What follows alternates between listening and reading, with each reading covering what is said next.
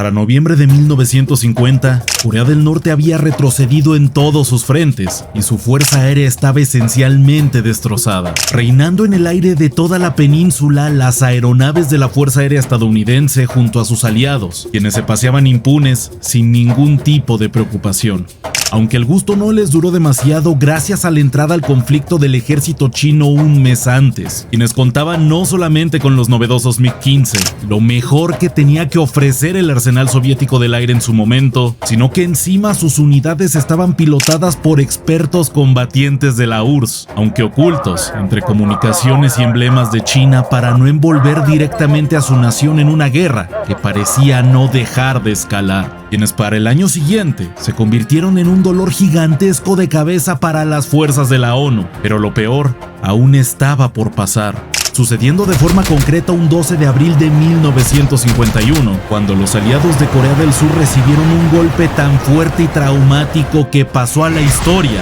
como el Jueves Negro, el día en el que los MiGs aterrorizaron a la Fuerza Aérea estadounidense. Sean bienvenidos, queridos espectadores, a una nueva entrega del canal en donde exploraremos uno de los combates aéreos más interesantes que tiene por ofrecer la Guerra de Corea, así como una de las notas más altas dentro de la vida operativa de los MiG-15, aunque naturalmente los estadounidenses no tenían intención de quedarse con los brazos cruzados, por lo cual veremos la respuesta que tuvieron en este mismo material. Como en cada ocasión los acompaña su anfitrión de Outlander, y antes de empezar quiero invitarlos a mi próximo evento cultural, el Actum Fest, el cual será celebrado el próximo 10 y 11 de enero del 2026, un espacio donde no solo podrán conocerme, sino que está pensado para todos los fanáticos de la Segunda Guerra Mundial, donde habrá recreacionistas históricos junto a sus réplicas y también podrán disfrutar de una representación de música completamente en vivo. Todos los detalles están en la página de Instagram que encontrarán en la descripción de este video, y sin nada más que añadir, ¡comencemos! Tras que la República Popular China entrara en el conflicto en Corea, las fuerzas estadounidenses y de la ONU se vieron obligadas a replantear su estrategia completa, todo debido a la abrumadora superioridad numérica china, que para principios de 1951 era de 2-1, una situación que complicó las operaciones que se estaban llevando a cabo y las que se tenían ya planeadas, por lo que no es de sorprender que, en cuestión de meses, los aliados de Corea del Sur dejaran de ser las fuerzas atacantes y se convirtieran en los defensores. Este cambio de escenario llevó a la USAF a proponer una nueva estrategia para contrarrestar a la marea china. Si no podían ganarle en número de efectivos ni en la capacidad de producción, se propuso cortar su vía de suministros y refuerzos. Después de todo, es tan importante el número de soldados que se tiene como la capacidad de mantenerlos activos y en buenas condiciones. Un ataque que sería llevado con un plan sencillo en la teoría: destruir puentes, cruces de caminos y atacar a convoyes que transportaban material militar y personal desde la frontera china con la norcoreana. Si se cortaban las venas que alimentaban a la marea, su avance sería ralentizado y eventualmente detenido por completo. Este plan buscaba dañar la capacidad china de reponer las grandes pérdidas que sufría en cada batalla, con lo cual se tendría el tiempo suficiente para reorganizar una defensa efectiva alrededor del paralelo 38, iniciando así una campaña de bombardeo sobre la frontera entre Corea del Norte y China. Para llevar a cabo estas misiones se necesitaba de la mayor capacidad destructiva por bombardero posible, por lo cual se tomó la decisión de enviar en varias misiones de bombardeo a los B-29 Super Fortress, grandes máquinas veteranas de la Segunda Guerra Mundial, que a pesar de los años y no ser el equipamiento más moderno con el que se contaba, eran confiables, se tenía experiencia usándolos y sobre todo su capacidad destructiva junto a los números en los que se tenía disponible no podía ser igualado. Además de que al inicio del conflicto no había ningún avión enemigo capaz de interceptarlos gracias a su techo de vuelo, enviándolos en grupos sin escolta, confiando en que la altura evitaría cualquier derribo a estas superfortalezas. Situación que cambió drásticamente tras la aparición de los nuevos cazas a reacción soviéticos Mikoyan Gurevich 15, o simplemente conocidos como MiG-15, cuyo techo de vuelo y velocidad lo convertían en un interceptor natural para los B-29. Esta situación hizo que el envío de los grandes aviones desprovistos de escoltas fuera rápidamente cambiado por una estrategia de bombardeo más convencional, debido a las bajas que estaban comenzando a experimentar por la aparición de los MiGs, comenzando así la asignación de escoltas como los F-80 Shooting Star y F-84 Thunderjet. pensando el alto mando que con estas medidas sería suficiente, pero vaya que estaban equivocados.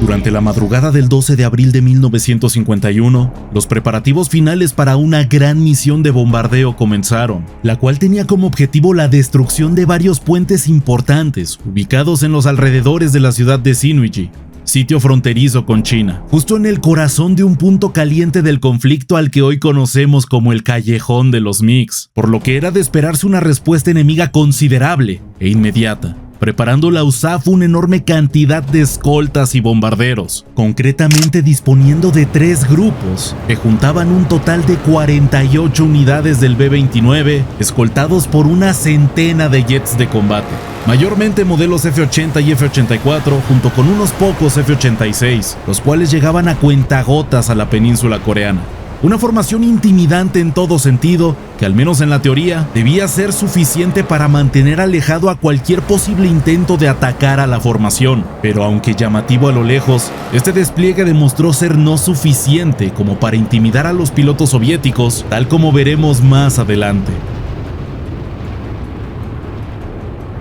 Con las primeras horas del sol, la enorme formación despegó usando la base aérea de Okinawa, dirigiéndose al río Yalu, una frontera natural entre Corea del Norte y China, esperando cumplir con una misión de no más de 9 horas, en donde se necesitaban 4 para acercarse a su área objetivo, aunque lo último que esperaban los estadounidenses era ser interceptados por 2 regimientos del 64º Cuerpo de Aviación, quienes contaban con alrededor de 40 MiG-15. A pesar de la notoria inferioridad numérica, hay que tomar en cuenta que ni el Shooting Star o el Thunderjet podían rivalizar con la velocidad, altitud y potencia de fuego que alcanzaba el MiG-15, por lo que aún en una desventaja numérica de 3-1, los soviéticos bajo insignias norcoreanas no estaban precisamente en desventaja, en especial si contamos con el hecho de que algunos veteranos de la talla de Sergei Kramarenko estaban presentes. Hombres como él no solamente habían luchado en la Segunda Guerra Mundial, sino que habían sido de los primeros en recibir a los MiG-15 a finales de 1949, por lo que tenían experiencia en combate, estaban bien familiarizados con sus equipos y resultaban tan disciplinados como agresivos en el aire, características que no tardaron en mostrar a sus rivales una vez que fueron alertados de su presencia. A las 11:30 de la mañana, la formación estadounidense se acercaba a su objetivo, y aún a sabiendas de estar en pleno territorio de los MiG, estaban confiados que su altitud de vuelo de alrededor de 6,000 metros sería suficiente como para no ser interceptados. Pero vaya que no contaron con el hecho de que los MiG podían volar más alto, a una velocidad superior y con un mejor ritmo de ascenso. No solo a comparación de los bombarderos, sino de todos los aviones de la formación que salió de Okinawa, por lo que sin esperarlo y sin ningún tipo de anuncio, los MiG-15 estaban volando por encima de los B-29 y sus escoltas a las 11:38 de la mañana, momento en el que comenzaron a descender los escuadrones de MiGs desde los 8,000 metros de altura, una distancia suficiente para acelerar con furia en caída, disparando al encontrarse todavía a varios cientos de metros en contra de los bombarderos estadounidenses, dañándolos severamente, rebasando los aparatos malheridos por sus costados una vez descargada su furia, que visto desde los escoltas, la característica forma en flecha de los MiG-15 hacía parecer que las aeronaves que debían proteger estaban siendo partidas a la mitad por proyectiles que no tuvieron oportunidad de alcanzar antes de su ataque.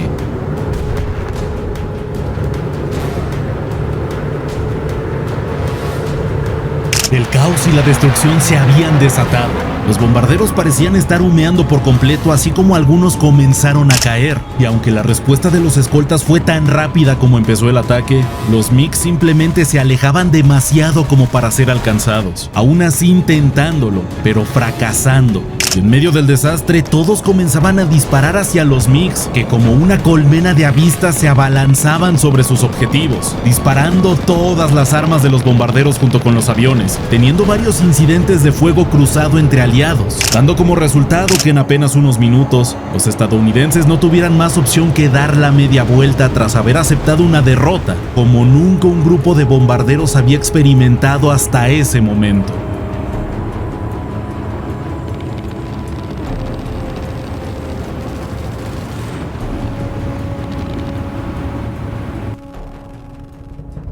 Una vez en la seguridad de Okinawa, el recuento de daños se hizo. Si bien apenas 3 bombarderos fueron derribados por completo, 9 más fueron dañados severamente, y al menos la mitad de la formación total de B-29 había sido alcanzada por fuego enemigo, en algún punto del breve intercambio que resultó ser en sí el Jueves Negro, lo cual, si bien es prueba de la increíble resistencia de estas superfortalezas volantes, las cuales habían logrado volver tras recibir impactos de calibres 23 y 37 milímetros soviéticos, el daño junto al impacto psicológico había sido demasiado, además de que buena parte de las tripulaciones que habían regresado estaban incompletas, teniendo que volver a su punto de partida sin haber alcanzado uno solo de los objetivos de la jornada. Pero ¿qué hay de las bajas soviéticas? Apenas un MiG había sido derribado, el cual fue dado de baja por el capitán James Yabara.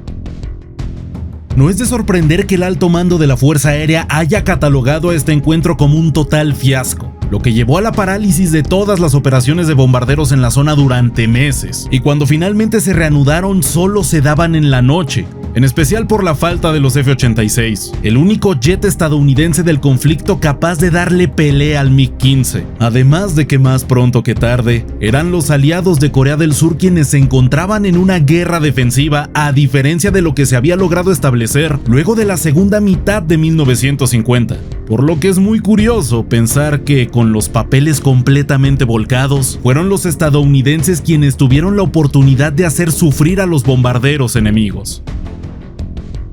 Meses luego del Jueves Negro, las fuerzas comunistas, en su mayoría de origen chino, empezaron a emprender su propia campaña de bombardeos contra posiciones de la ONU, con el objetivo de golpear instalaciones de mando y bases aéreas que brindaban apoyo logístico a las operaciones en la península, siendo que el 6 de noviembre de 1951, una escuadrilla de 6 bombarderos Tupolev-2 pilotados por aviadores chinos de la 8ª División Aérea, escoltados por cazas a pistón Lavochkin 11 de la 3ª División Aérea de la PLAF, atacaron la base aérea estadounidense en la isla de Tae-Wado, en lo que resultó una operación tan quirúrgica como exitosa.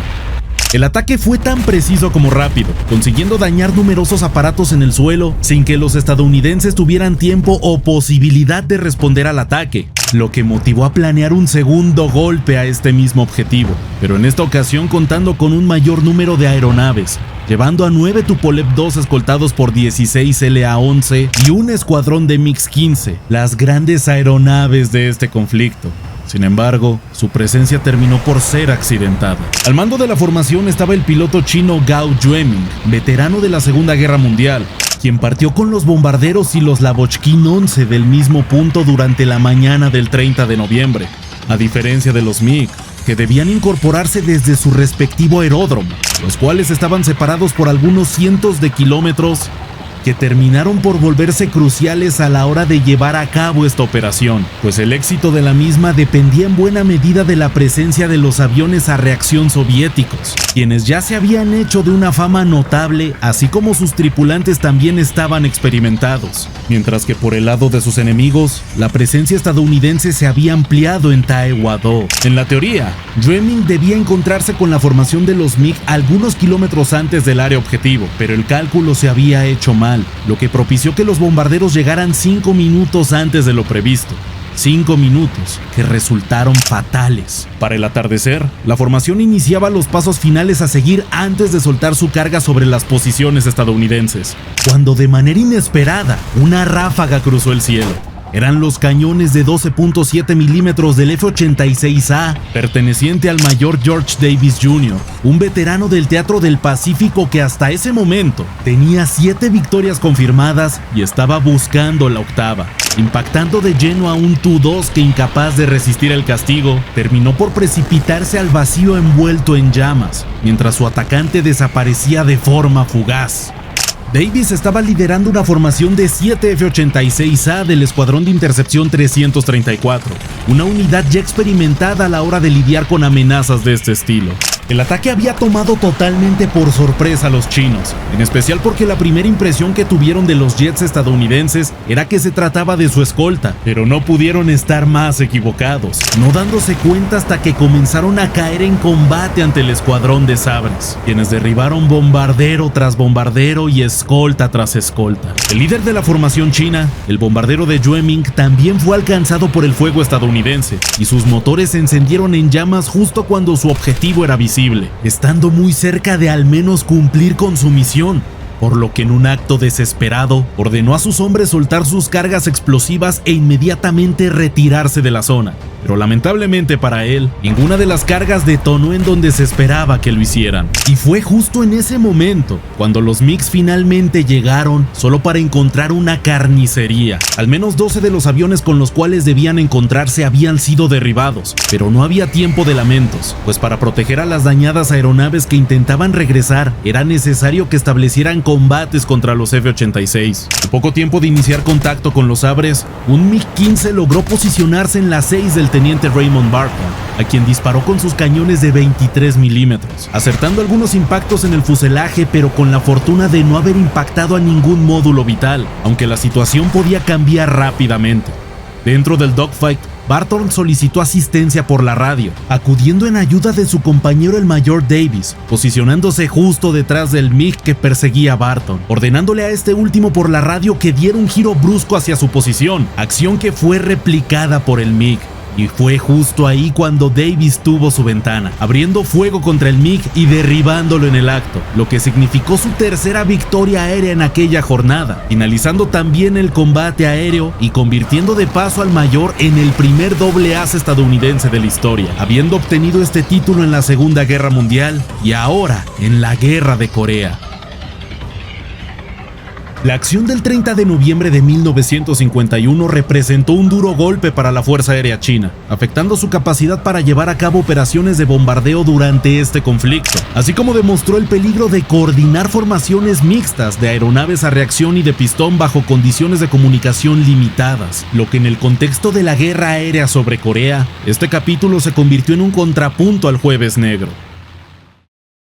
Al mirar en conjunto ambos eventos, queda claro que la guerra aérea en Corea no fue simplemente una lucha entre máquinas, sino un duelo constante de adaptación, sorpresa y vulnerabilidad. El 12 de abril de 1951, los estadounidenses conocieron el peso del miedo desde el cielo, una formación colosal reducida al caos por un enemigo más veloz y mejor posicionado, recordándoles que incluso los bombarderos más imponentes podían convertirse en presas indefensas si el contexto táctico cambiaba de manera drástica, resultando en un duro golpe que sacudió la confianza estratégica de la Fuerza Aérea estadounidense, marcando un antes y un después en la forma en la que se concebían las misiones de bombardeo en la península. Pero, paradójicamente, esa misma lección se repetiría meses después, solo que invertida. En Taekwondo fueron ahora los chinos quienes sintieron cómo una operación cuidadosamente planeada se venía abajo en cuestión de minutos al no contar con el apoyo que sus bombarderos necesitaban. La llegada tardía de los MiG convirtió un ataque ambicioso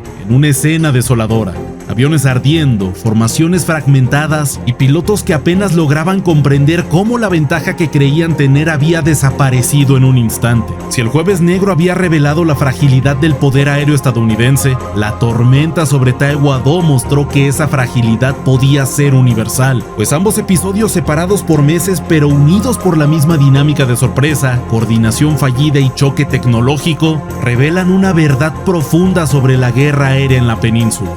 No existían garantías, ni la superioridad numérica, la confianza en el desempeño pasado o la fama de un modelo de avión podían asegurar la victoria. En un conflicto donde la velocidad de reacción y la sincronización eran tan cruciales como el armamento, la línea que separaba al cazador de la presa era alarmantemente delgada. Al final, estos eventos quedaron grabados no solo como enfrentamientos espectaculares, sino como advertencias permanentes para ambos bandos. Dos momentos que, vistos uno frente al otro, nos recuerdan que en los cielos de Corea, la balanza del poder podía inclinarse con violencia en cuestión de segundos, y que incluso los gigantes podían caer cuando el momento, la altura y la reacción no estaban de su lado.